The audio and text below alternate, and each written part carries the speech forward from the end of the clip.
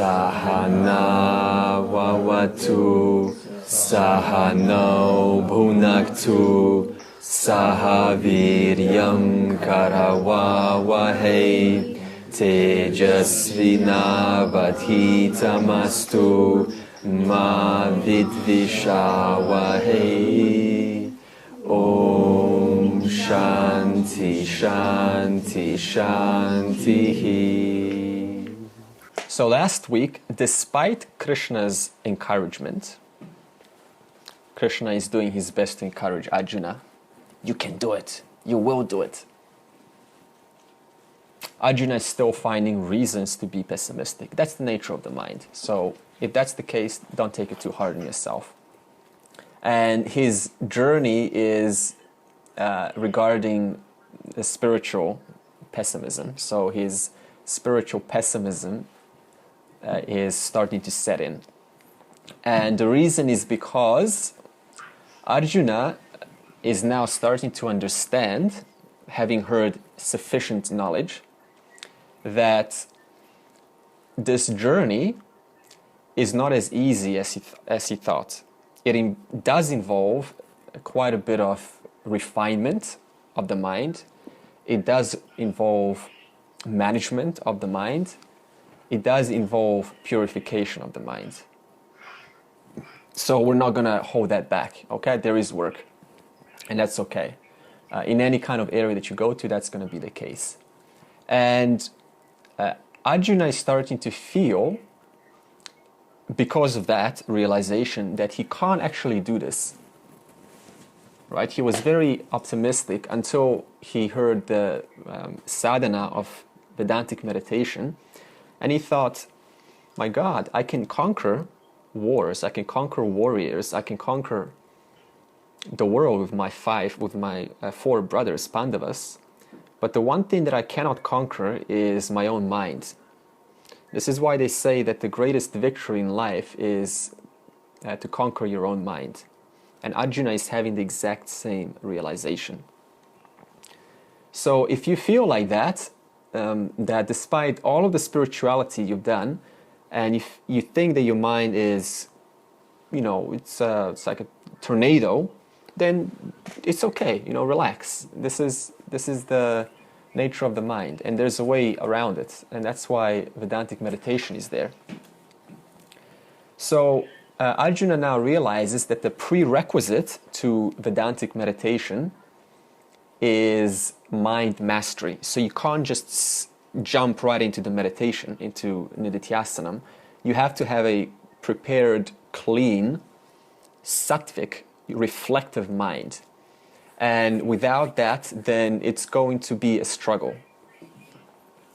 So Arjuna pessimistically concluded, because of this, that because this is the case with my mind, says Arjuna, I don't think I can get it in this lifetime. Get what? Moksha, of course. So now Arjuna is already starting to think about the next life, because he realizes, he's old, he's not that young. He realizes that he grew up as a warrior. And he's like, I should have done this earlier in my life. And I feel too old now, or I feel too unqualified.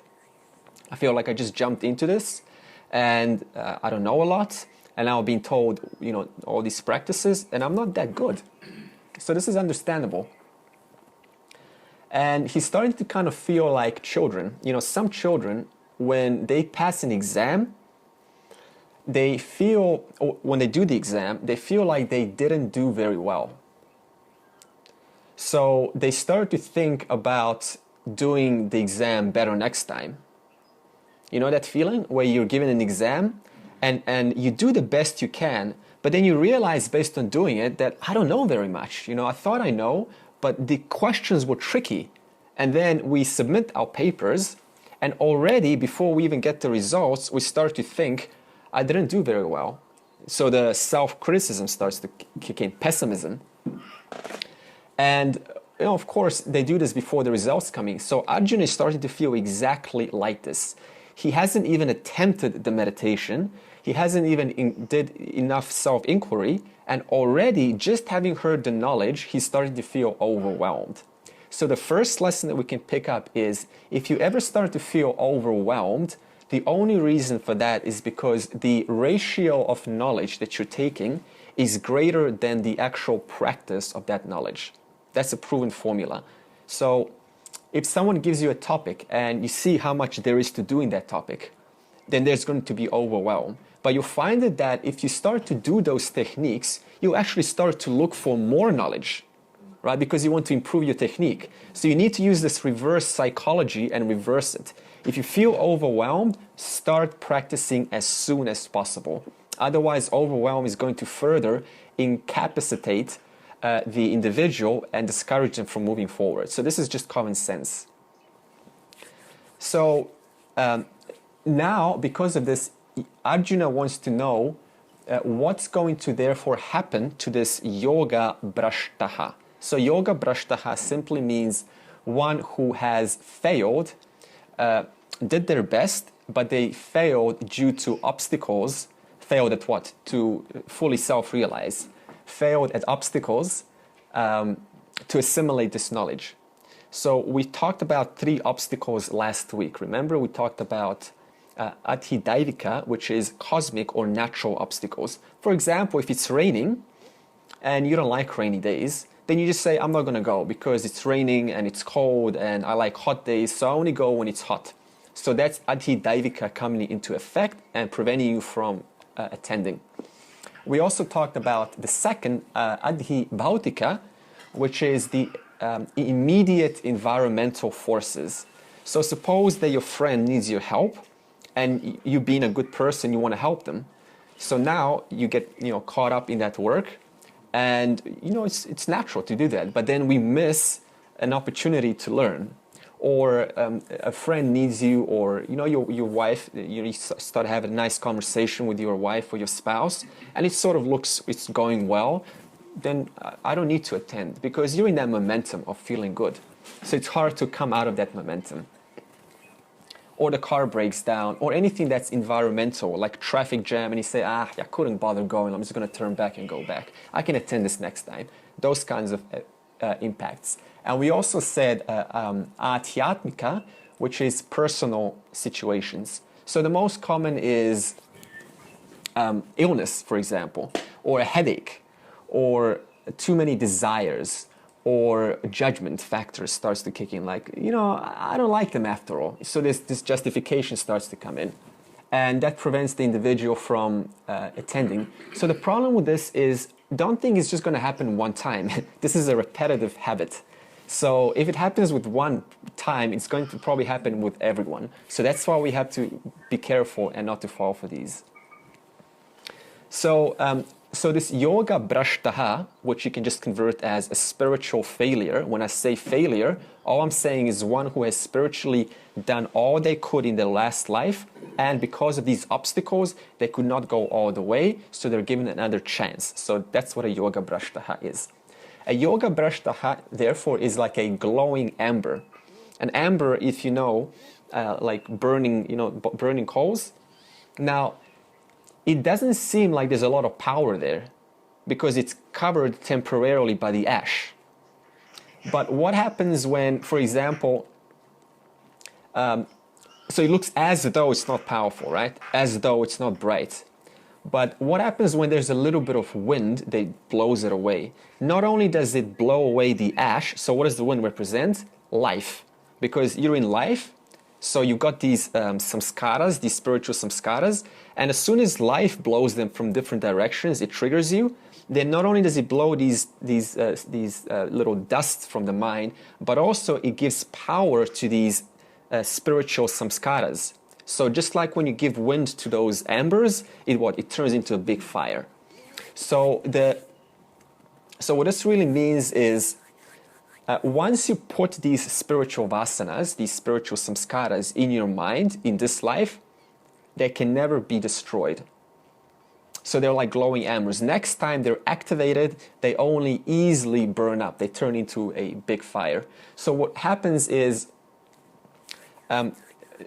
if, for example, stagnation occurs in life, and that can happen, you get sidetracked very easily, then the best that can happen is next life, you're just going to pick up naturally, right? It's just going to be a natural thing to do. Like spirituality, I'm attracted, I don't know why, but I just want to jump into it.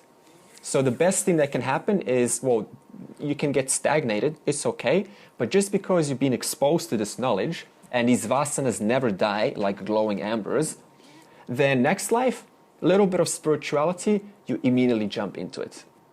Yeah, so in other words, what we're getting to is we can't lose, whichever way you look at it, right? Whichever way, whether you think this is wasting your time, it's not wasting your time, because it's just adding these spiritual samskaras. So, and then what happens? Because you've got this knowledge behind your in your mind, then you easily attain or come to this point of realizing the fullness of who you are, and that is moksha. This is why some of us can get into a Vedanta class and we're very qualified, so we very, very quickly get it. It's like you just hear the essence of the knowledge, and you're like, my God, this is the best stuff, and you contemplate it and you get it. But some of us, the rest of us, we take a while, right? We take some time to listen. We're unsure. We're not sort of fully committed. So all of this is because the glowing ambers are not that strong. For the rest, they're very strong, right? So why is it so strong for the rest? Because they've done a lot of work in the past life. Yeah. So nobody really has an advantage or disadvantage. It just depends where you're at. It's kind of like going from Melbourne to Sydney, and then you've got cars overtaking each other. Sometimes there's drama. But what happens is you sometimes stop at the petrol station and they go. And then you get back on the road and you go and they stop at the petrol station. They fill up, right, their resources. But ultimately, no matter how many times you beep at each other, you all get to the same destination. So there's no need to be competitive here or to say who's worse or better. We all are in the exact same boat, basically. So the spiritual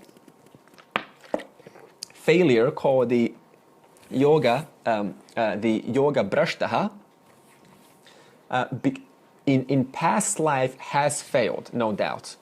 But in this life, they become you could call it a spiritual genius. So what is a spiritual genius? Just someone who gets along with this. They understand this. They stick around. So all of that is because they've done the work in the past life. So think of it like this. In tennis, we have a 40-40. You know this tennis rule? And when there is a 40-40, then what happens? If I score one more, then it's an advantage for me, right? So after that advantage, I need to score just one more and I win the game. I end the samsara game. So, but why you're there? Why is it so easy? Why do you need only 2 points? Because you've done the hard play to get 40-40. Right? That's why some of us so easily get this in this life, right? Because we've done the 40-40 in the past life. Now, the advantage is Vedanta, and the second point that you samsara game over is you contemplate this by yourself called nididhyasanam. Yeah. So just look at it like that. So nobody here is really ahead of anyone else. It just depends where we're at different points. Now, even if you fail. Okay, so now we talked about the general destination we're all going to, or we're already at that destination right now. But it seems like we're going there, right?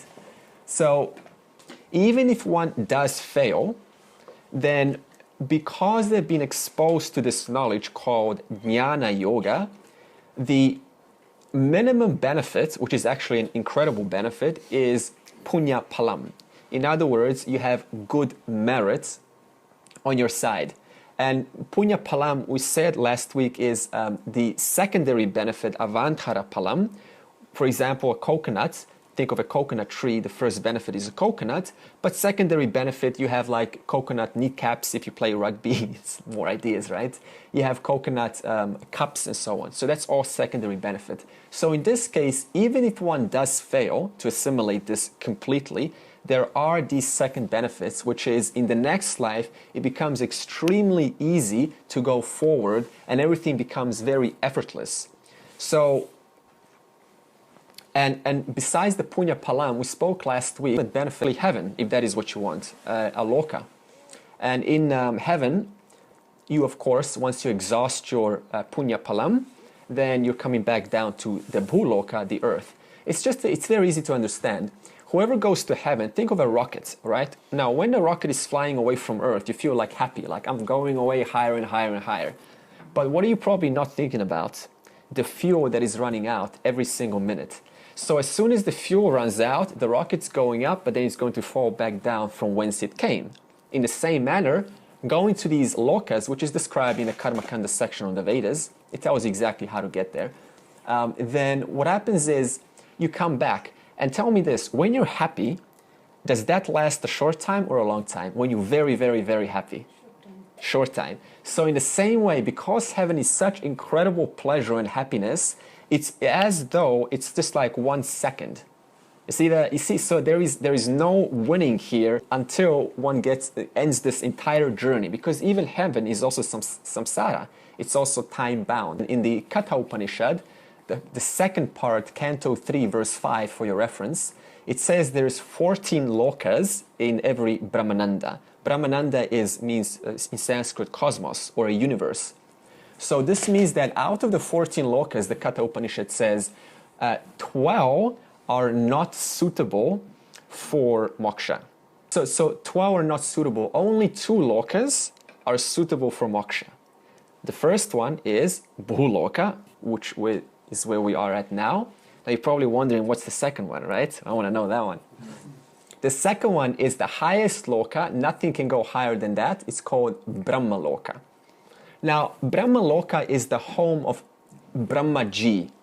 Now, Brahmaji is not Brahman, because Brahma, that's a long A at the end. Brahmaji is the creator. So now what do I mean by creator? Ishwara, because now you're going to say, what's the difference between Ishwara and creator, right? Now, Ishwara, there's another name for Ishwara called Purusha. Purusha also applies to a human being. Now, look at it this way. When a human being goes to the police force and they play the role of a policeman, then they put a certain role. When the person puts their badge down, then they put their role away and become someone who is, decently cautious. They may be on duty still until they get home. As soon as they open the door and little boy's coming, immediately from that moment, the policeman role is dropped away and the father role starts to come maximum. You understand? So the person, Purusha, throughout the entire time was free of the roles that they were taking on. The role of the policeman and the role of the father. If they were locked to the father, then you would be bringing fatherhood into the policeman and vice versa. But obviously that's not the case. So that means you were free of the both roles. So in the same way, Ishwara has the same name, Purusha. So this means that when Ishwara takes on the role of the creator of the universe, it gains a name called Brahmaji. When Ishwara takes the name, which is how the universe is created, when the Ishwara takes the role of the sustainer of the universe, which is what sustains space and time, it takes on the name of Vishnu. And when Ishwara takes the role of the destroying that which Brahmaji has created, in order to give Brahmaji a new chance to create something else, then we give that a name for Shiva. Okay, so in the same way, Brahma Loka is the home of Brahmaji. And now you're going to say, how do you get self-knowledge there? Brahmaji gives you directly knowledge in the Brahma Loka. Or why not just go to Brahma Loka, right? Because I can get directly knowledge from Brahmaji over there. The reason is, even Shankara says, ideally, the best place to get this knowledge is in Brahma Loka. However, getting to Brahma Loka the visa going there is next to impossible. The reason why is because it requires so many austerities, so many upasanas, so much purification from early age, 24/7, without a single break. That's how hard it is to get there. In fact, it's actually nearly impossible, especially for Kali Yuga, because we're doing anything other than worshiping God 24/7, worshiping, people and friends and so on. This is just totally strict. So why am I saying this? The only place for moksha basically is right here where you are. So how do we now translate this into practical advice? Respect and honor that you're in the right place. Because getting to Brahma Loka can take trillions of years. We'll get to the mathematics of the 4 yugas in the 9th chapter of the Gita. Can take trillions of years to get there when you compare it to the human years. So just think of it this way. When a person, for example, has an accident and they go to a hospital, right? Then when they recover and they come out of the hospital, usually what happens is they're now grateful for life. Like, my God, I was taking life for granted, and thank God I survived. Thank God I got out of here alive.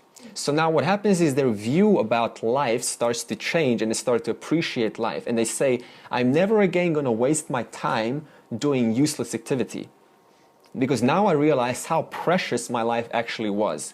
So now just imagine, if you could, making your attitude like that on earth every single day, because it's going to give you perspective not to waste time on useless things and to appreciate the fact that you are in the best place for moksha. So therefore take advantage of that.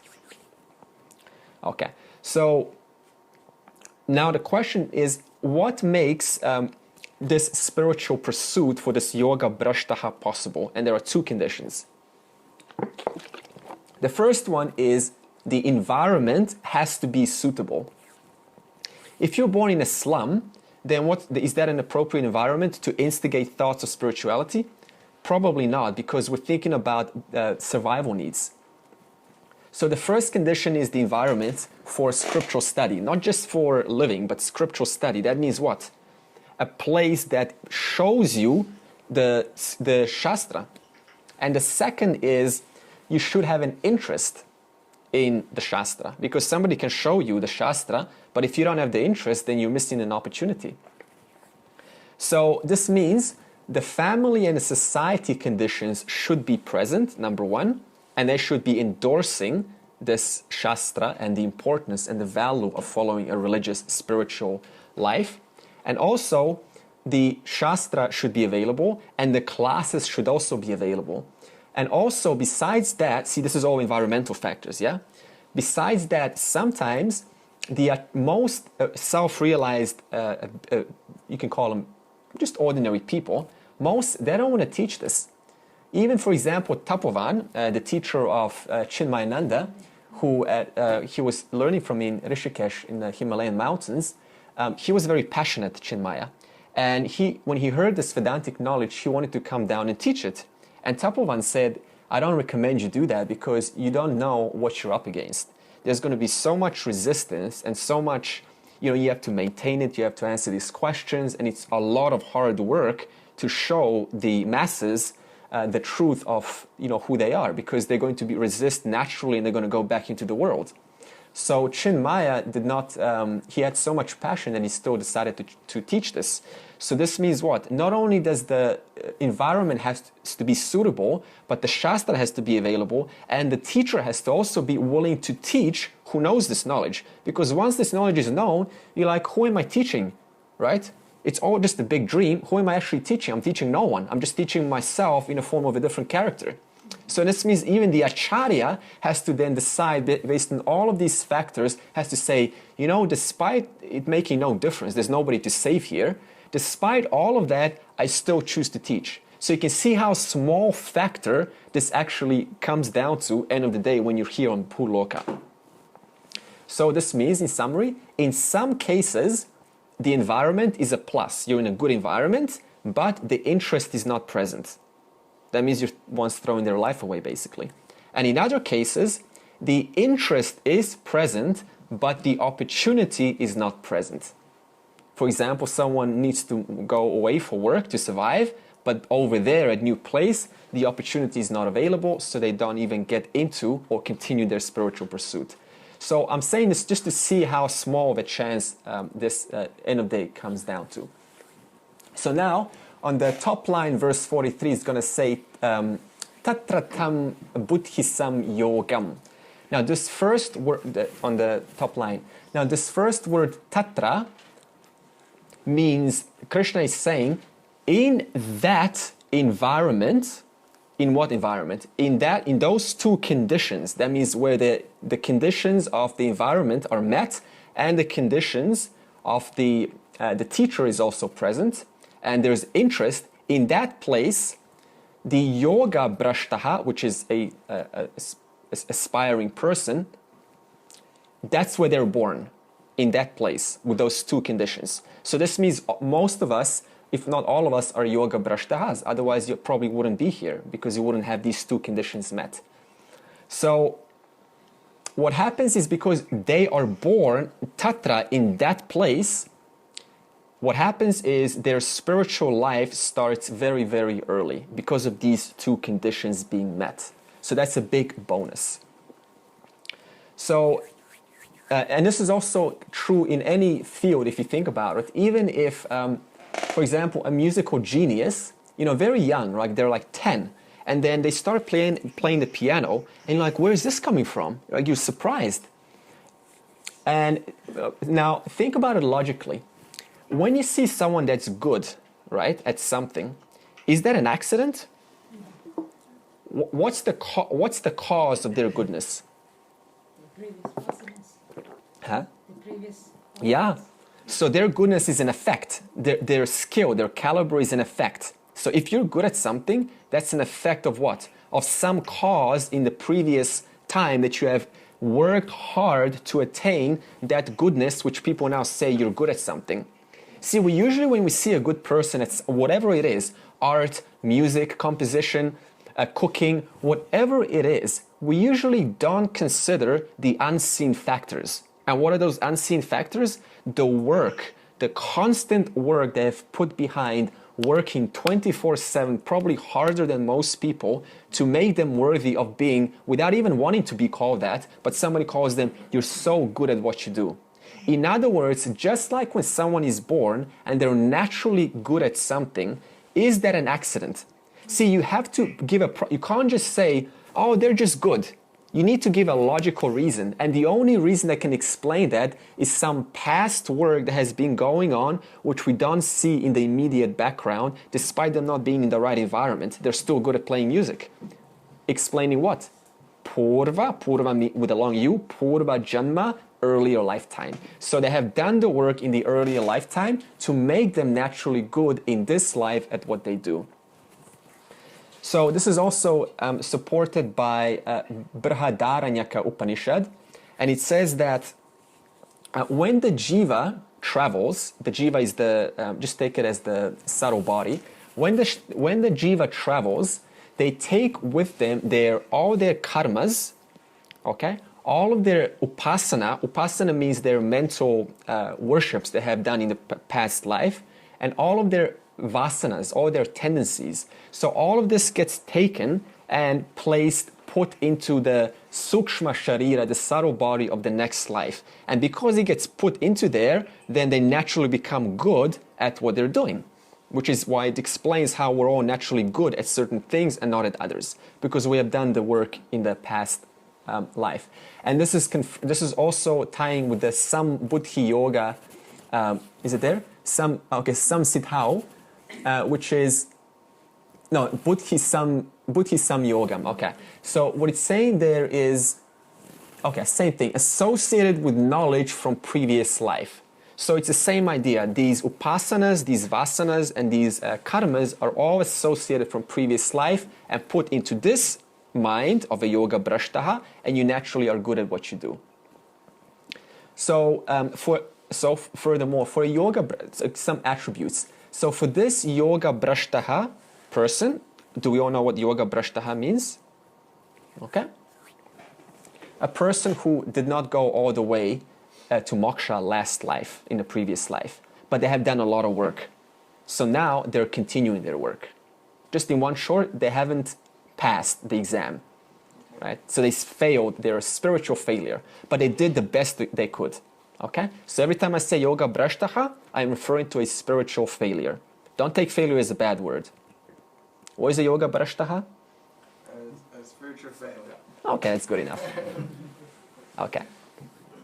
So for the yoga brashtaha, there are some other attributes. For example, for them, they cannot, imagine, I cannot imagine how others are constantly looking for making more money and wanting to be successful in the world and trying to innovate in the Silicon Valley and trying to, put their interest, their expressions into the world. A yoga brashtaha doesn't understand this because to them, they don't resonate with this worldly aspect of being successful, and he doesn't or she doesn't value it very much. That's all. It's not that they don't want it, they just don't value it very much.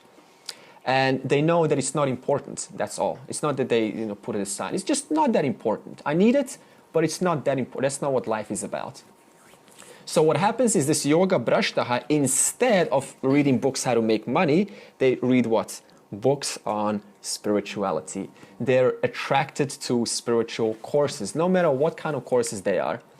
There's some ochre robe attraction also. They like the orange swamis. They think it looks cool for whatever reason. They cannot justify their attraction, but they're still attracted either way. While for other people it's an allergy. You think of spirituality, it's like, oh, who needs that? That's goofy stuff, That's for little sissies.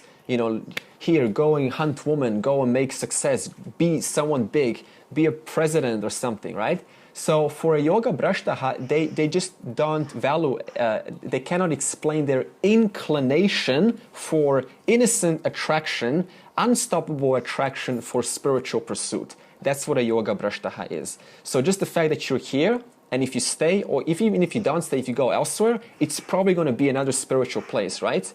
Yoga brashtaha. And the only explanation for all this, of course, is purva janma, previous birth. Previous birth, I've done the work, and in this life, I'm innocently attracted to continue the work which I failed at last life. So what happens is, because of these spiritual vasanas, that is what connects you to spirituality in this life. You don't know why, you just get connected somehow.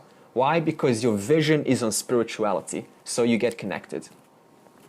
However, cautionary note, a yoga brashtaha may still lose the advantage in tennis, like the tennis game. How? One word, negligence. What does negligence mean? Think about it while I drink. Distracted. Huh? Distracted. Distraction, perfect. So how do you prevent distraction or negligence from being swayed away from this journey? Think of it, it's a very serious issue. It can happen. For example, you meet a fox, and you want to chase the fox, and when you're chasing the fox means it's a cliche. You're chasing the fox, and then you get caught in the jaws of samsara, and then you're the fox, and the fox is not yours. So this can easily happen also because the world is very sweet and juicy. So this is how a person can sway away. So question, how do you prevent this negligence? And the answer is capitalize.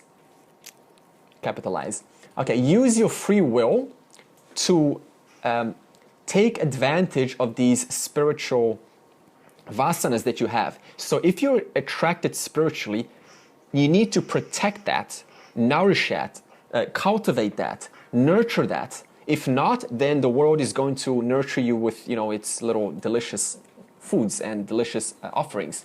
So take advantage, the fact that you're interested, take advantage of that and don't let that go, because spirituality is literally the final stage in life. So just the fact that you're interested in spirituality means that you've probably already gone through the, materialistic accumulation and trying to be successful and so on.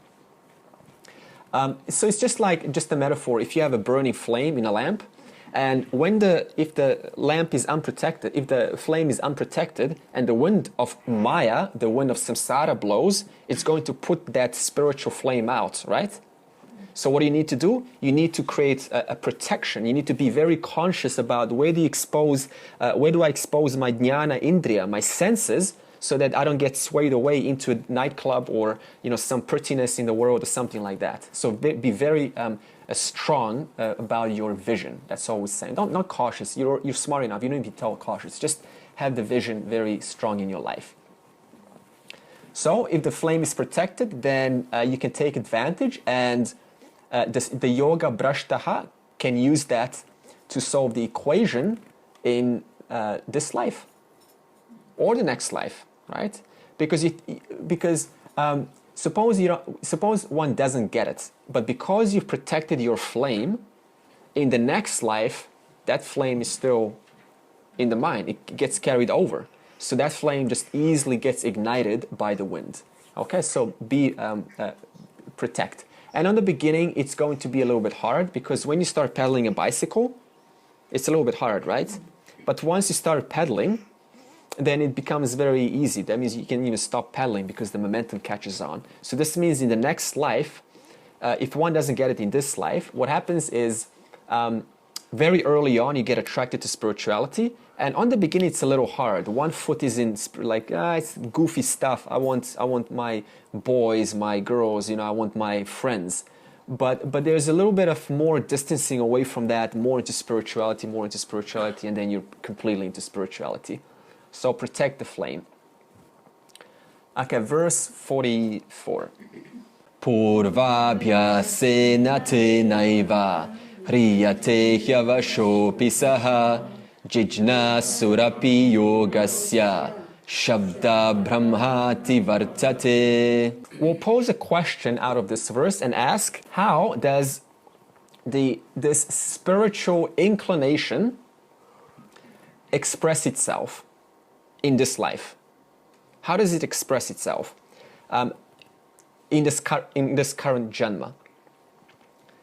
The answer is, in the current Janma, which Janma means birth, okay? So in this current birth, whatever implies or entails or presupposes or represents or symbolizes spirituality,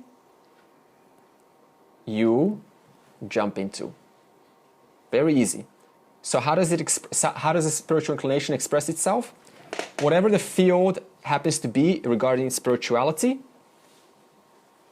you get connected with that. You don't know why, you just get connected with. You get connected somehow through someone, and you stay once you get connected.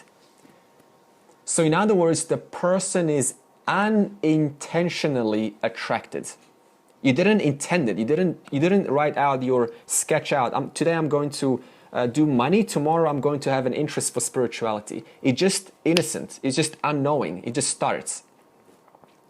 And this is also why in spiritual lectures you will have a mixture of elderly and youngsters always, in even Vedanta classes. This is because it's like, why do we have youngsters? Why do we have people in their 20s and sometimes even the younger one I had 21, and I haven't seen anyone younger than that. But why is this? Because they're yoga brashtaha. They have done so much work in their past life that they just naturally jump into spirituality at a young age.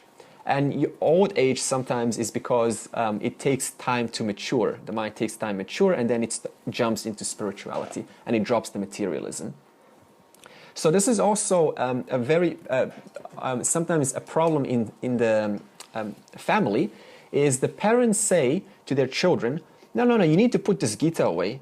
This is not for you. You're too young, right? And this is only for those who have had a tragedy in life. When you have hurt yourself, when you have suffered, and you have learned what life is all about, then you need the Gita, right? That kind of teaching.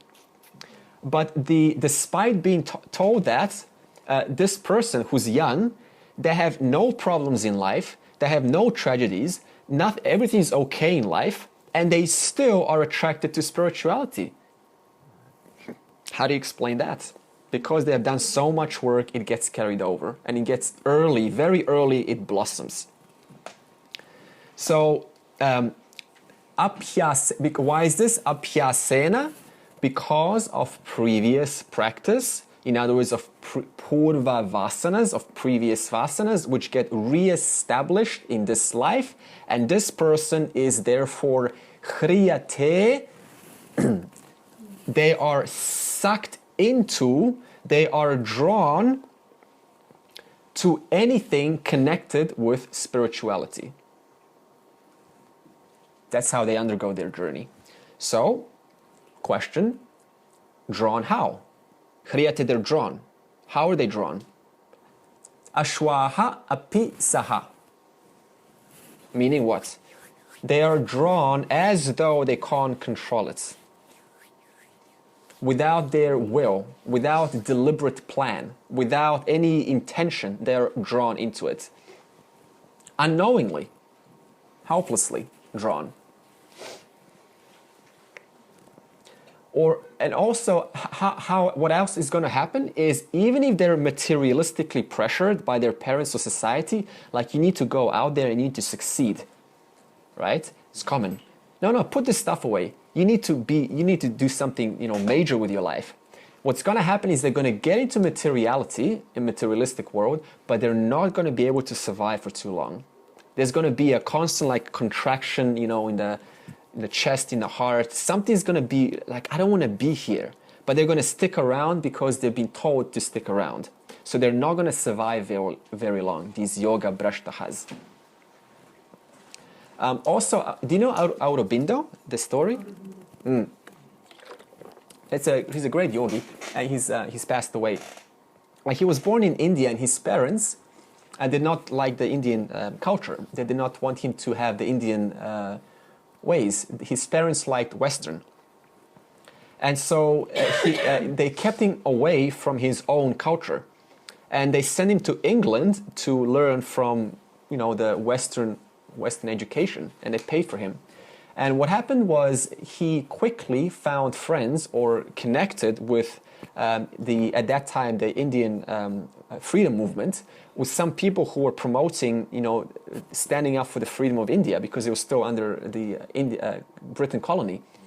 And, he kind of liked the friends, and he realized, wait a minute, I haven't thought about my motherland. I don't know anything about my culture, about my history, about the philosophy where I'm from. I don't know anything about my motherland. So what happened is, he went back to Pondicherry, and there he became a yogi. So what's the lesson? No matter, even if you're taken away, pulled by the society, even your closest members, if you have this spiritual vasana from past life, you will find a way to continue the thread in this life, one way or another. So nobody can stop you. In the same way, if someone does not have this vasana, then even though you tell them about spirituality, they're still going to be disinterested and continue with materiality.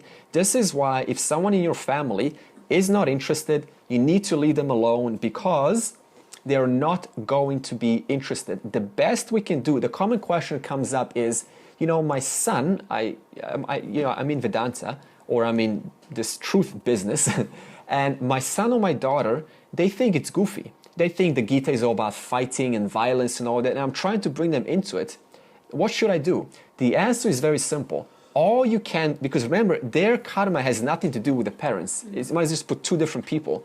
So all you can do is present a proper environment, a sustainable, decent environment that at least shows them the Gita. Like, put the Gita on the table, right? Or put some Shastra on the table. And let them take an interest, but you cannot force your child to take the interest.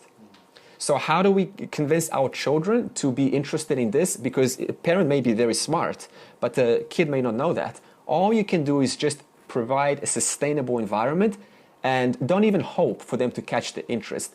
Whether it happens or not, that is not your worry. But you can just provide that opportunity. Also, Chinmaya said, spirituality is not a revolution, it is a evolution. So this means we cannot create it's not something that's like revolution, spiritual. It evolves, it's gradual, it's slow, it's gentle. So all spirituality for everyone, your children, your friends, it slowly evolves. Okay, now because of this spiritual interest, the jijnasa means one who is interested in this knowledge, one who is curious to know the truth. So because of this spiritual currents of life that's taking them, jijnasa, is it jijnasa surapi? Is it surapi? Okay, jijnasa surapi means they start off, how do they start off? Curious. How do they start off? Casual. The casual spiritual students, they come and go, they don't show up every day, but they're sort of kind of aloof. It's like, I'm not so sure about him or her. I'm just going to come, I'm going to listen, maybe write a few notes. but you know, I've got more interesting things in life. It always starts like this. Casual, and then little by little, the attraction starts to build up, right? They become more common. So it starts off, they're not that serious. You know those types? We all those types, we're not that serious. I'm just come here to check out. I'm here to audit the environment. I'm here to see how it all goes. I'm here to compare a little bit of Buddhism, a little bit of Taoism, a little bit of I Ching, a little bit of Vedanta, a little bit of different schools, some Kashmir Shaivism. Right? I just want to get my, you know, my grip on everything in the spiritual world over there. Okay, it's very interesting. Yep, cross my arms, listen to the teacher. Okay, great, next meetup, next one, right? So they're just there generally to audit. But you cannot blame them because at least they're doing it. Right? So you can see how they start casual and then slowly they start to lock in to a proper teaching, and the teaching takes them all the way to the end. That's how it always happens. So, and sometimes even these yoga brashtahas, they are done so much work in the past life that all that happens is in the next life, they get a little bit of this knowledge, and what happens is they immediately even supersede the depth of their own teacher. Because they have so much knowledge, they have such deep understanding. So they just hear about this knowledge, and instantly the teacher becomes irrelevant because they're like, I understood, thank you. And they can go even further than their own teachers. I've also seen that before. So why? Because they've done so much work in the past life that they just kind of like the little fire, which was the flame, which was protected, one little spark of the teacher turns into a conflagration, a big fire. So Shabda Brahmati Vartate. Okay, so Shabda Brahmati Vartate means he or she, as a result, quickly transcends Shabda Brahman. Shabda Brahman is a technical name for the Karma Kanda section of the Vedas. That is the first section. The Karma Kanda section deals with all the rituals, upasanas, how to get stuff, and how to go to different lokas. So he or she quickly transcends. What does transcend mean? Loses interest. What does lose interest mean? Moves away from rituals, from doing things to get results, which implies what? What is karma kanda? Okay, good. Action. Which means what? Now, action provides you what? Finite results. Now, think, why do you do? What is the motivation for doing? Yeah, so this means good. So I want to enjoy. Why? Because I'm not enjoying it right now. Understand? So what does that imply? The one who wants to do something does not feel complete and whole. They feel limited. So they are limited. Otherwise, they wouldn't be doing any action. So a limited being trying to then, you understand why they're limited? Just the fact of trying to do something implies I'm incomplete, I'm limited. So a limited being trying to do a limited action. Why do I say limited action? Because if I do action A, I'm not doing action B. If I do action B, I'm not doing action C. If I do action A, B, C, I'm not doing action X, Y, Z. So every action that you do is limited in itself. So we have established two parts. Every action in the Karma Kanda, the Shabda Brahma section of the Vedas, is limited in itself. And also the doer is limited in themselves. So a limited being doing a limited action. Now, go back to Adrian. Why do you do? To enjoy. Why do you enjoy? To be temporarily released from the sense of limitation. In other words, just the fact that I want to do something implies what? I am expecting limitlessness, freedom from limitation. So a limited being trying to do a limited action, expecting an unlimited result, mathematically that is impossible. So because of their work in the past life, they have figured this logic out. It's obvious to them. To some people, it's not obvious, believe me. That's why the yoga world is huge. Give me a breathing pattern, give me a breathing technique, give me something to do in my visualization. Let me imagine a big globe, a halo, a light coming through me. Give me something. All limited. So if you're moving away from karma kanda, what's the silent implication of that? There's only one other section. If you're moving away from A, it means you're moving towards B. Vedas has two sections, Karma Kanda, and the second, Jnana Kanda. In other words, they're moving towards Jnana Kanda. So this means Karma Kanda, rituals, is anitya palam. Anitya means perishable, limited, time-bound fruits or results. And because I'm moving away from perishable, time-bound results, I have to then be moving towards what? Nitya palam, N-I-T-Y-A. Nitya means what? Permanent results. In other words, that person is moving away from limitation in order to attain and pursue that which is permanent, which is moksha. So that's the benefit of this yoga brashtaha who has done the work in the previous life. Okay, verse 45.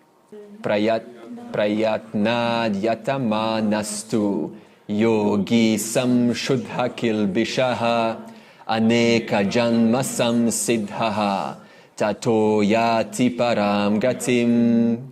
Okay, we'll pose a question. What happens to this yoga brashtaha in this life? So this is a continuation. How does he or she feel this advantage that we talked about earlier, this like tennis? How do they feel it? What happens? How is this advantage expressed in this life? Answer is samshuddha kilbishaha. So this person is free from impurities, or they easily free themselves from impurities upon the prescription of a sadhana. For example, a 10-year alcoholic takes a lot longer to purify, to go sober, than a 3-month alcoholic. In other words, for this person, a yoga brashtaha, if you prescribe them a technique, they will very easily purify their minds and able to move forward.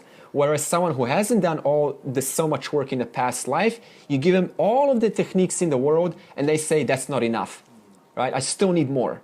And it looks like, it's your fault because like you haven't given me a proper technique, I'm going elsewhere. But it's not your fault. It's just that their mind's very still not polluted. It's still polluted. So question now, how does this purity express itself? How does it express itself? How do you know there is mental purity? That's the next logical question. How do you know you have mental purity? Is there like a meter?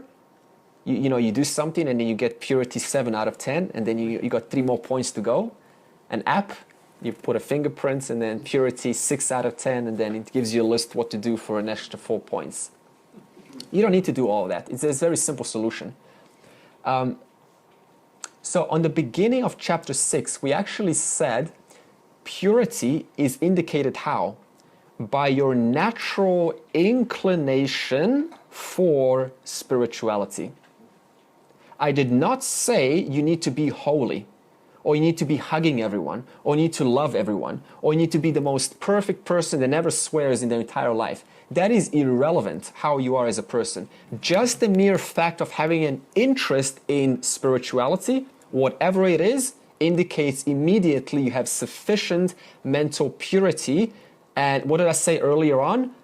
Take advantage of that. Capitalize on that. Use your free will, because now I've told you the indicator. If you're interested in spirituality, you've got the edge. And because you've got the edge, your job is to protect the flame. How do you protect the flame? By continuing the Shastra. Some don't even have this. They have a long way to go. So be lucky. Feel lucky that you do have it. In other words, this person is captivated, drawn, enamored, bewitched means enchanted, to spirituality, just using some different vocabulary. Okay, so how does this yoga brashtaha get this natural inclination? Is it because Ishvara is selective? For example, you say, oh, they got it so early. I don't have it. They're lucky, I'm not. I feel ignored. I feel like I'm rejected. They're getting everything. They're getting all this knowledge. They can comprehend this, but I'm not. I feel denied by Ishvara. I feel discounted. I feel rejected. I feel insignificant. I feel cold-shouldered by Ishvara. Like Ishvara has cold-shouldered me. Right? So is it because Ishvara is selective? Well, Krishna says the purity level is not because of Ishvara's whims and fancies. Why? Because that would make Ishvara partial.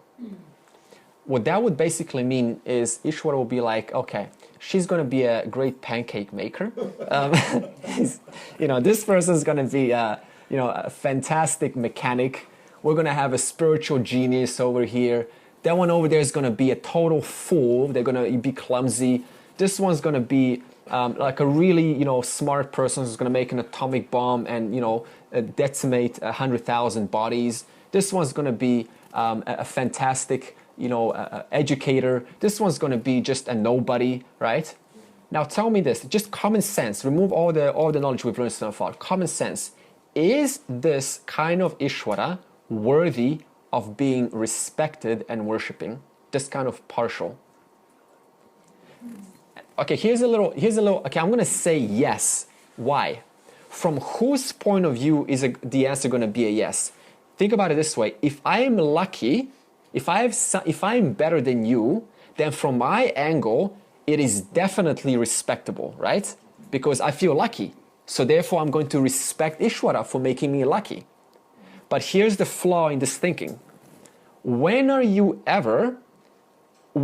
ever remain without seeing someone who is better than you? Never. Never. Not for long. So that as soon as I see someone who has something more than they have one more friend than I have, immediately this respect for Ishvara that I had just a second ago no longer becomes respectable.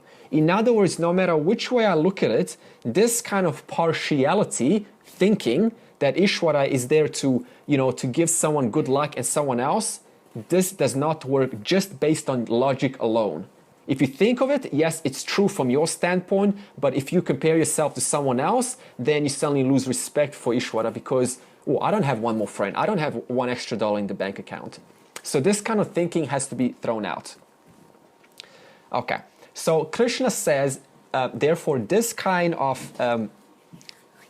advantage that this person, Yoga Brashtaha, shares or has is not because of Bhagavan's selection or whims and fancies, but because of Anekajan Masam Siddhaha. Because this person has gained, refined their mind, did sufficient work in their previous life, and because of that, they deserve it. Think about this phrase, you deserve it. Why? Because you've done the work. Yeah. In other words, if someone has, we don't like to, because the ego doesn't like to think like this. If you say, you deserve it, like how dare you say that to me? But it's true, because they put themselves in that situation. They deserve it. And from a successful standpoint, you say, I deserve it. It's true, because you have done certain actions to deserve it. In other words, because this person has put the sufficient work behind everyone's vision, which nobody saw, because of that, they now deserve it. It's just like, for example, when you save money, right? And suddenly hard times hit in a society. And everyone's struggling, and they see you very good off. And they say, that lucky SOB, I wish I could be like them. Does that deserve that statement? No, why not? Because the one who is lucky actually put the hard work behind while everyone else was spending it on nightclubs, drinking, partying, and just in the most useless things. So wherever you are today is exactly what you deserve. If that one statement can be your motto, then you're going to get very far in life because it makes you accountable, makes you responsible in life. So this kind of person not only has gained this kind of refinement, this kind of clarity, but also has, ask, what kind of clarity has this kind of person gained? Clarity regarding distinction, viveka, between limited, pseudo fake goals. What do I mean by limited goals? Goals which provide you a temporary enjoyment. Once they're gone, there's nothing else left. Pseudo fake things, what do I mean by that? Things that don't last a long time, very superficial. They give a big hit of pleasure, lasts for 10 days, 1 month, 5 years, it's gone. In other words, this kind of person is able to distinguish between fake things and something that is more concrete, has more depth in it, something that is worthwhile. So what is this yoga brashtaha? The one that naturally discriminates between fakeness, waste of time, and something that is more solid, more concrete, something more real, more tangible, something that I can grasp. So this is all a result of these attitudes acquired in the last life. So the summary is yoga brashtaha, because of their clarity, has, number one, the primary goal in their view. Primary goal of what? Freedom from limitation. That means disassociation from the body-mind back into my original nature. And because of their purva janma's work, because of their hard work, when they get reborn, moksha is very easy, very natural, just naturally. You find the right teacher, find the right class, find the right shastra, just very effortless. Do a few meditation, contemplate on the nature of the self, very simple, because of hard work. So why am I saying this over and over again? Because what you're doing right now is counting big time in the future as huge points. Okay, now I said clarity. So this clarity is now expressed in 3 attitudes. And I'll give you a story and I'll tell you these 3 attitudes. On a busy crossroad, there was a saint standing, just minding his own business. And a man who was running towards the train station, he ran to the saint and he's like breathing, "Sir, can you please help me? Where's the train station? How long will it take me to get there?" And the saint says, "Oh, sure, it's straight to the right. It's going to take you about 10 minutes. And then the man continues running and gets to the train station in about 10 minutes. Now, the second man, a couple of minutes later, is walking briskly. Briskly means fast. And also, he's on target. It's like, he's walking, he needs to get to the train station, and he asks the saint, "Sir, can you please help me? Where's the train station? How long is it going to get me to get there?" "Sure, it's just straight to the right. Based on how fast you're walking, 15 minutes, about 15 plus minus." Now, the third person, it's like super rich, with a briefcase, taking photos of the city, feels very comfortable at home. It's like, what's the rush? What's the big deal? Let me be seen. Let everyone see my nice $2,000 suit. Let the ladies be impressed. I'm single, I'm on the market. Let everyone see, right? So they've got no problems to get anywhere, right? They got all the money in the world. So they see the saint, it's like, "Hey, how's it going? So what are you doing? What's your goals in life?" They're trying to help the saint out. They think the saint is suffering or something. So, the saint's kind of like just having a conversation, because that's what the other man wants, so you just reciprocate that. And he says, yeah, yes, I'm fine, I feel just kind of standing here resting. And then after 10 hours of 1 hour of talking, then the rich man finally says, "Oh, by the way, I need to catch the train station. Where is it? How long is it going to take me to get there?" "Oh, easy. Just go straight, you go to the right." "However, sir, I do not know how long it's going to take you there." Why? Depends on how fast you are going is exactly how fast your goal is accomplished. So now let's convert this into 3 attitudes. So the first attitude as a result of this clarity is someone who wants to do everything in life. They want to be successful, they want to learn this, they want to learn dancing, salsa, they want to be good at creating, they want to cooking, they want to take every course in the world. And they want some spirituality also. Doesn't work. Because the mind cannot cope with so much. Second attitude, someone who is not in a rush, but they have the foot in it's important. Spirituality is important. Without it, I don't feel complete. but they're not in a rush. So they're a lot of worldly passions. They're still innovators, Silicon Valley types, but without spirituality, no, that is not right? So they have these both, they're not in a rush, but there's still very good balance in between. So for them, nothing's a struggle, nothing's effort, nothing's an effort, because they got money, they got spirituality, it's all there. Third type, yoga brashtaha. This person is insane. They cannot think of anything other than spirituality. Everything is boring to them. The only thing that's worthy of living is spirituality. That is a yoga brashtaha. They still attend to worldly duties because they understand it has to be attended to. You cannot go without it. But they are obsessed over spirituality. That is the third type as a result of this clarity established from this work done in the past life. So if you're that type, you're in a very good road. So, because this yoga brashtaha, number one, has the advantage of the previous life. Okay, they have that advantage of the hard work, and also they not only have that advantage, but they capitalize on that advantage, and they thus strive further in this life. As a result of that, spirituality is very natural to them in this life. It's not a big deal. They don't even consider it a lifestyle. It just is the way it is. I cannot imagine any other way. That is a yoga brashtaha. If that is your life, you're probably a yoga brashtaha. So such a person, Shastra, any advice given by the Shastra, she or he, when I say he or she, I'm only using it interchangeably, she does not resist. Anything given by the Shastra, she gladly accepts. It's like, this makes sense to me, I want to follow this. Anything the Shastra prescribes the nots, the niyamahas, the don't do's, she gladly already doesn't do.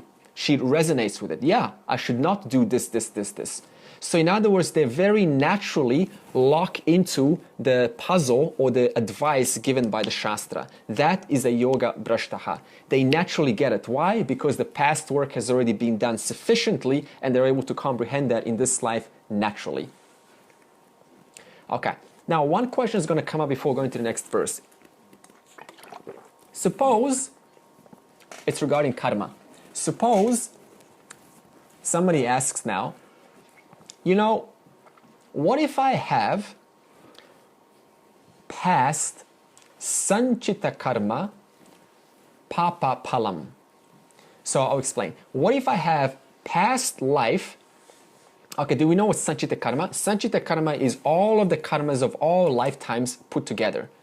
And now the question is, what if I have some past life karma, like killing a snake, or killing something that and I hid that away, like I stole money or I hurt someone.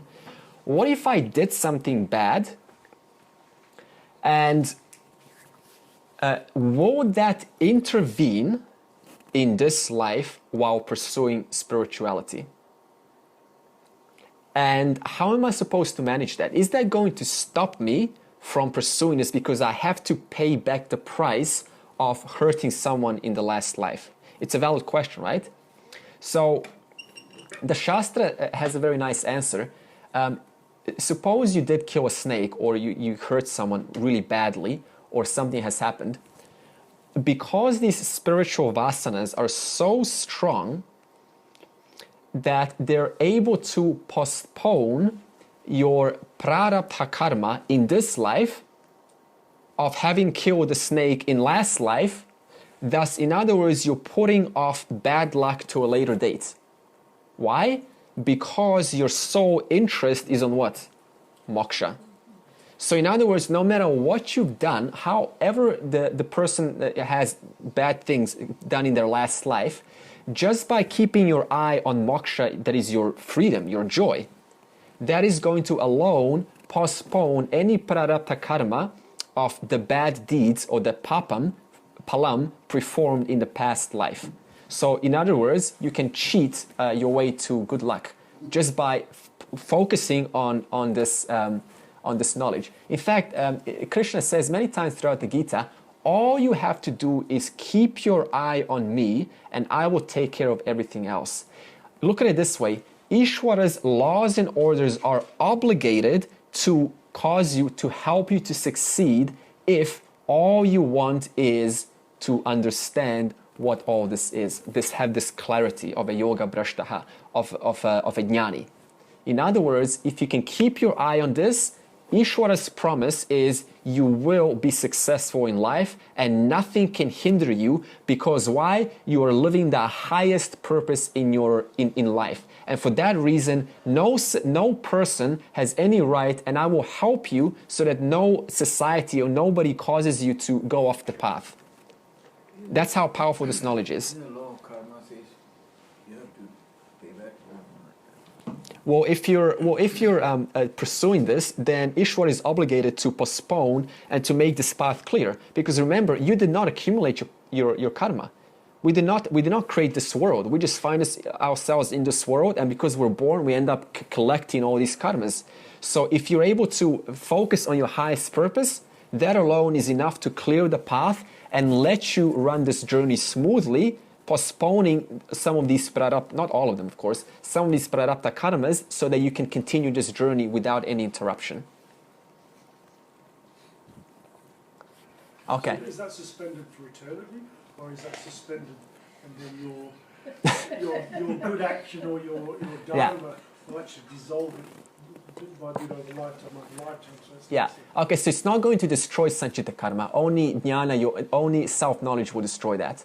But as long as you keep your eye on the knowledge, it can keep postponing it, because you're trying to live your highest purpose. But it cannot, see, to say eternity is not, it's not going to make sense, because to be for eternity, you're not going to be interested in spirituality in the first place. To be pursuing spirituality, you need a very clear mind. To have a purified mind means to get this very easily. So it's not going to be eternity. But if you're momentarily distracted, does it all suddenly come back like a ton of bricks? It probably will, but to a certain degree, I suppose, because of what Yeah. you've done in your current life. Yeah, but it's impersonal this time. Now it doesn't matter, because you just don't care. It's just the body going through different circumstances. Well, I guess.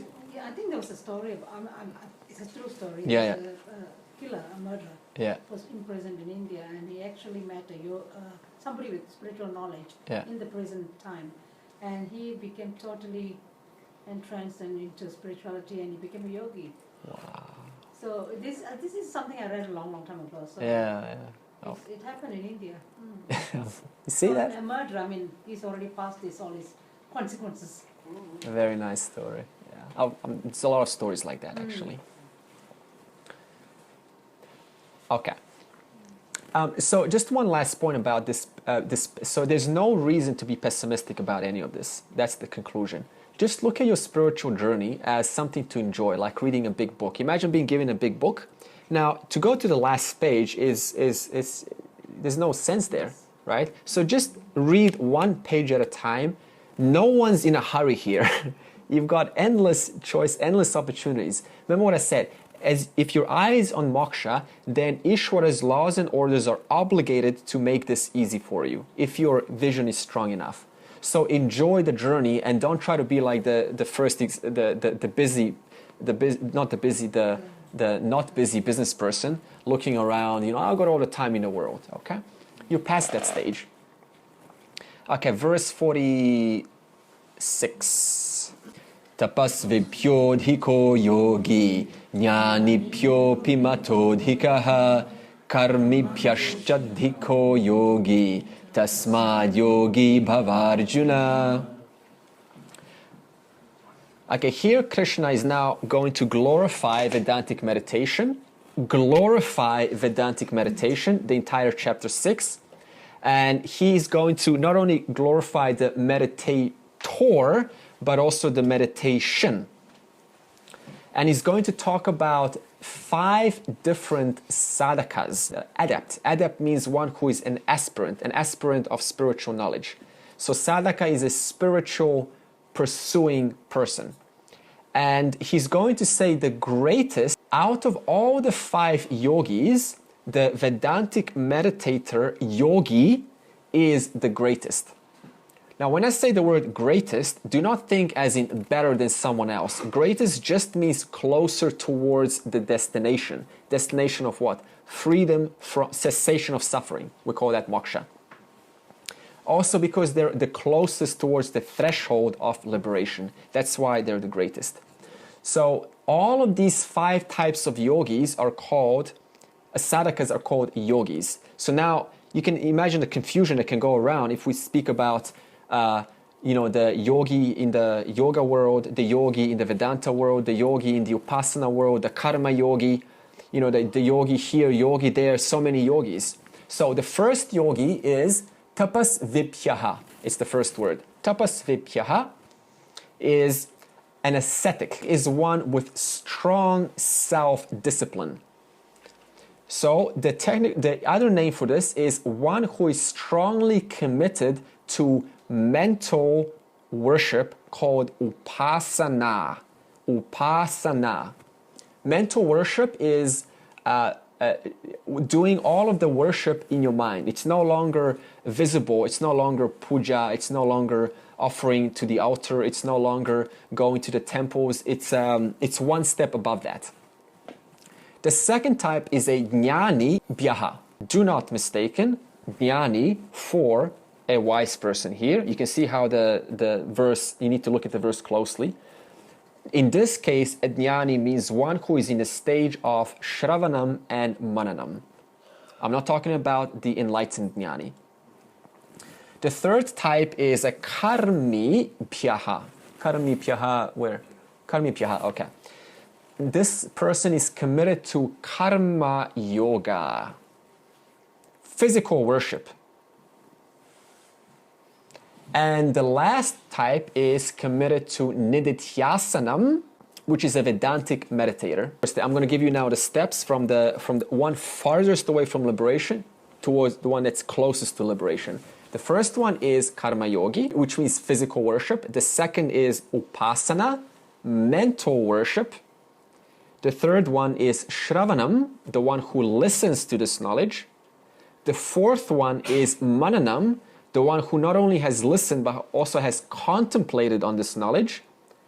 And the fifth one is nididhyasanam, the one who not only has gone through karma yoga, has done mental upasana, has done the listening, has done the mananam, the reflection, but now is abiding in that through contemplation of Atma-related thought. When I say karma yoga, do not associate karma yoga with chapter 3, because karma yoga has many different terms. It can mean, see, you have to understand the Gita from the reference point of where are you at? How educated are you?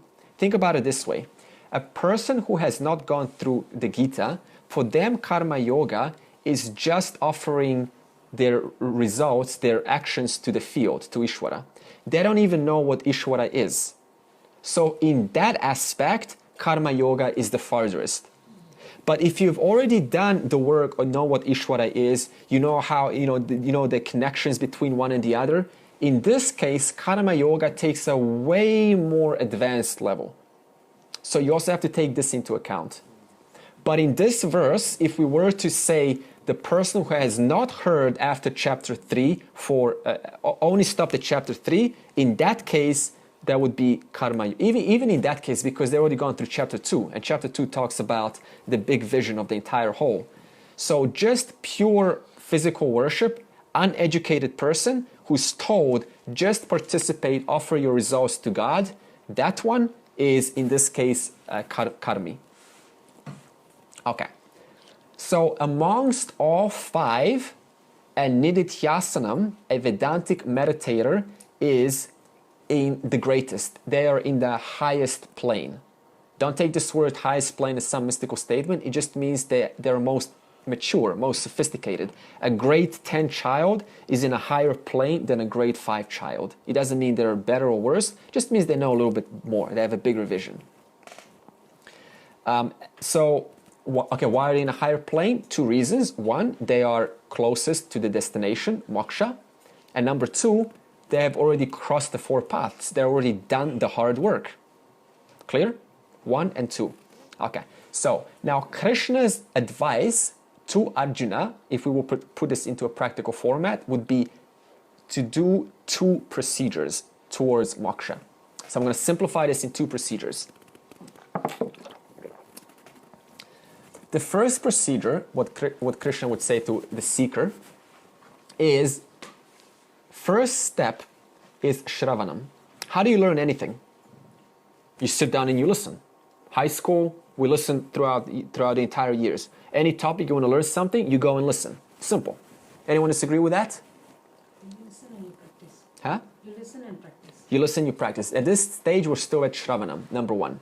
So the main job of acharya means a teacher, is to do Shravanam for the student. All the student has to do is make themselves available. What does this mean? They have to make their minds open and available for the acharya to actually fill their minds up with the knowledge which reflects the whole. If the mind is closed, nothing's going to happen. So we can ask a question then.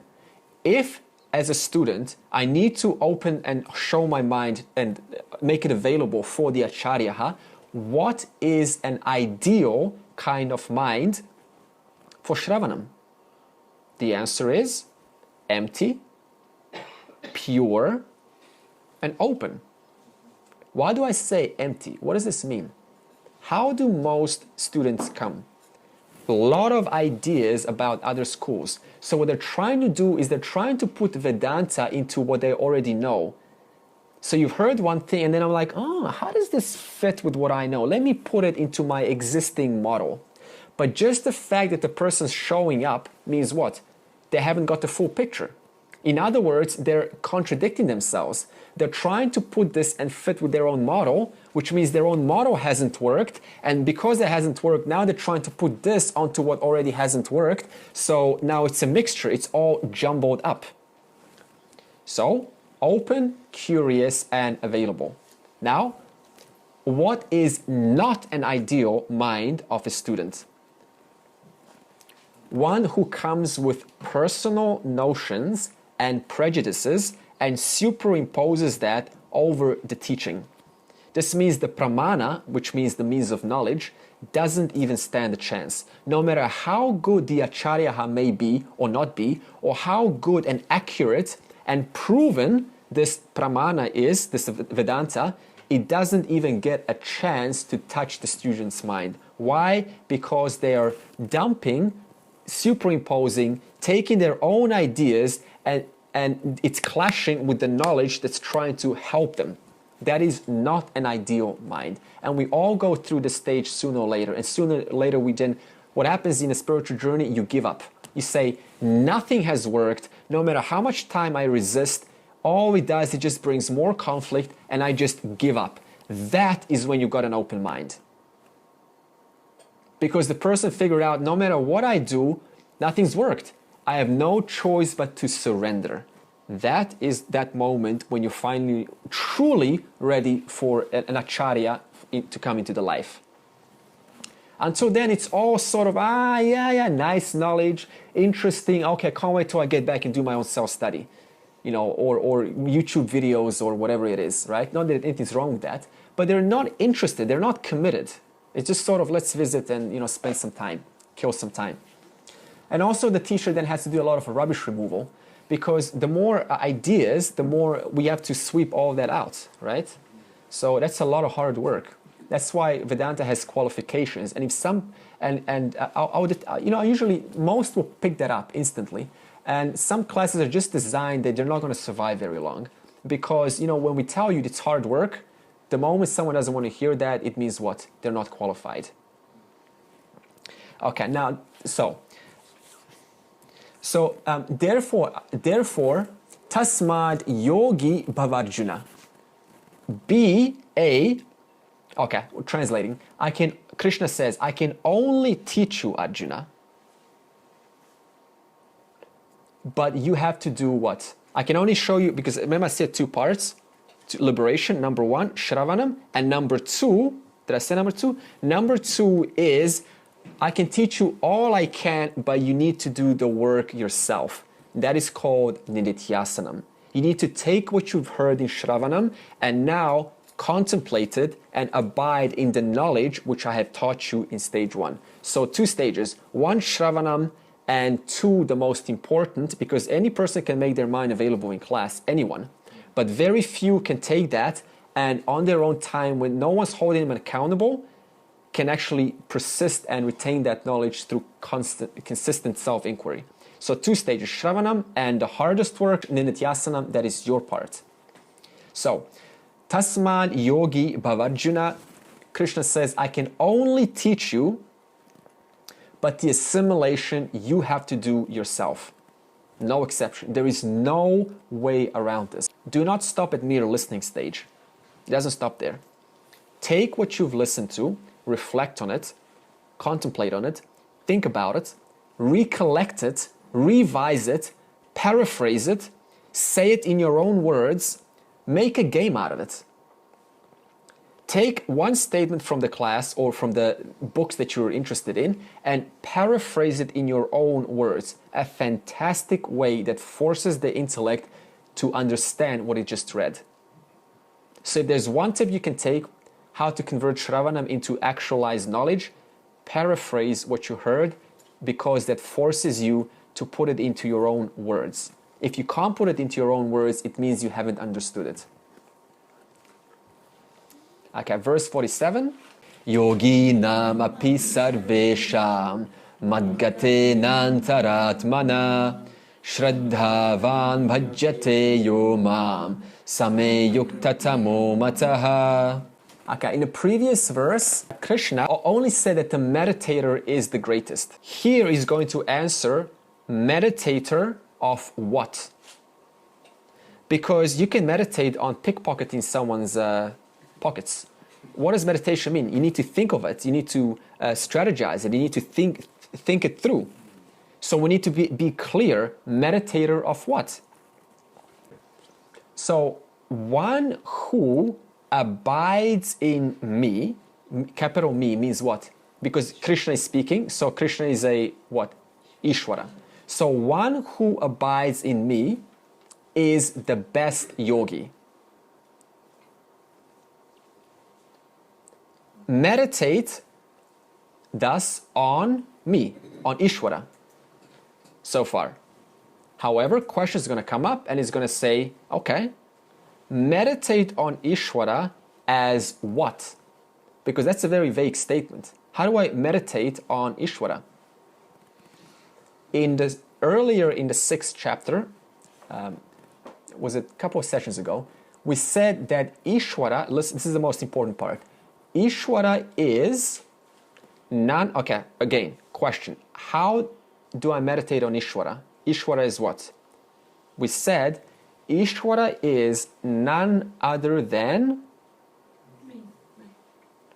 Atman. What is Atman?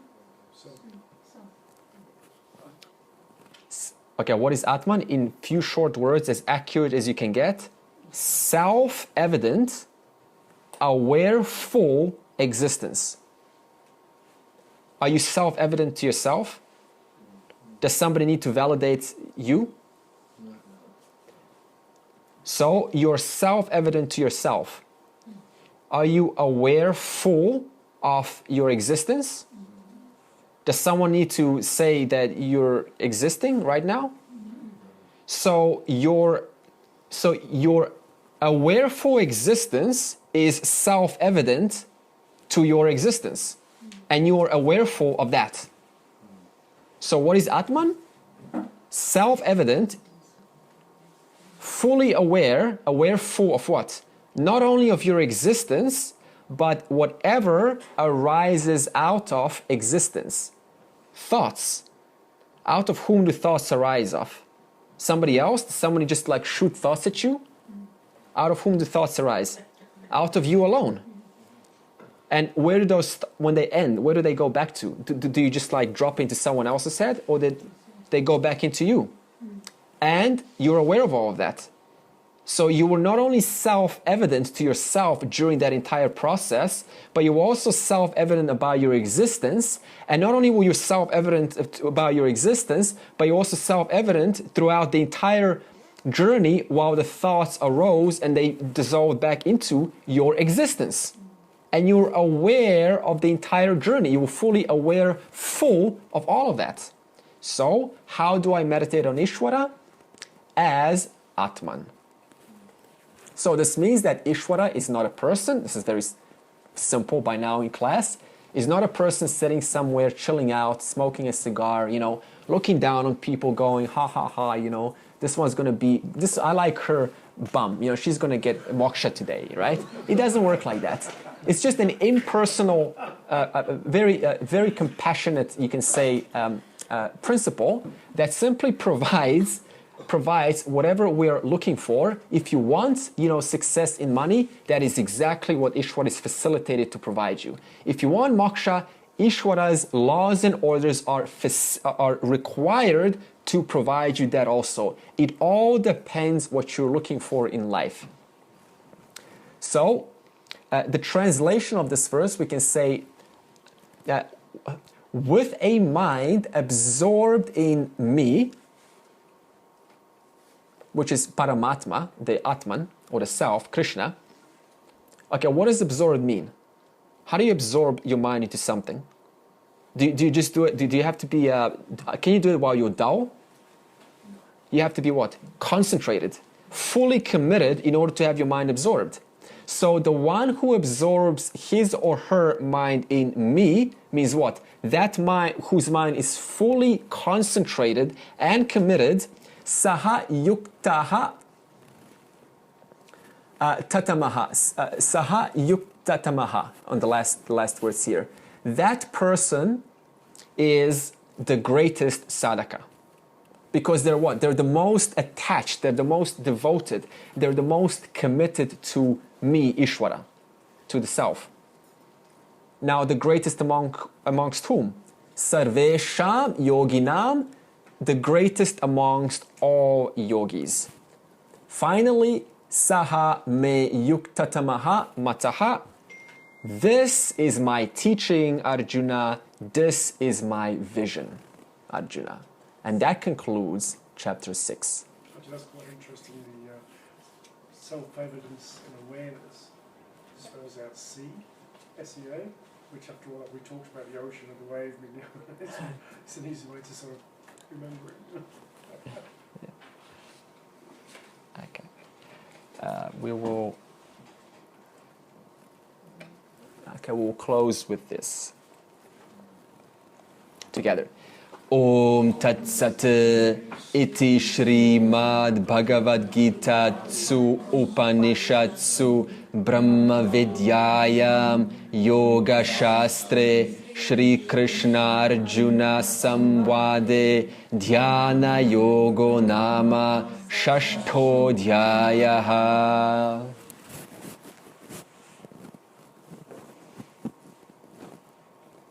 Brahman is the only reality. Thus ends the 6th chapter called Jnana Yoga, having the topic meditation in the Bhagavad Gita, which is the form of a dialogue between Shri Krishna and Arjuna, which is the essence of the entire Upanishads, whose subject matter is both the knowledge of Brahman and Yoga.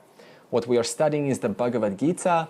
The advantage of the Gita is it includes the essence of all the texts that pertain to the matter of oneness. If you walk into a library of these books, like the ones like Brahma Sutras, most people would get overwhelmed immediately due to the sheer amount of knowledge. For those who are busy in lives, the householders, if you want to cut through all of this knowledge they want things they have to get through, the Bhagavad Gita is the solution. So what we're studying is we're cutting straight through so much knowledge that is actually out there and going directly to the essence.